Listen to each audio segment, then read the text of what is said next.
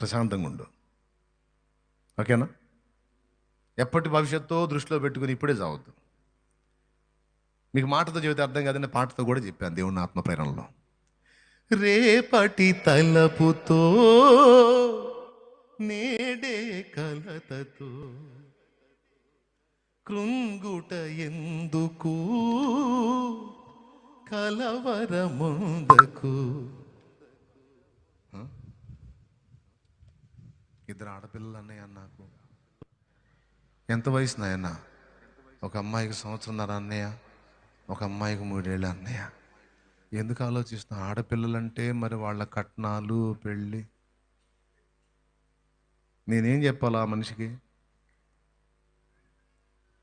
ఓ తిక్కలమ్మే, నీకు పుట్టింది ఇప్పుడు, వాళ్ళు పెరిగి పెద్ద అయ్యేటప్పటికి ఈ భూప్రపంచం ఉంటుందో ఊడిదో తెలియదు, నువ్వు ఉంటావు ఊడతావో తెలియదు, ఎవడు ఉంటాడో ఊడతాడో తెలియదు.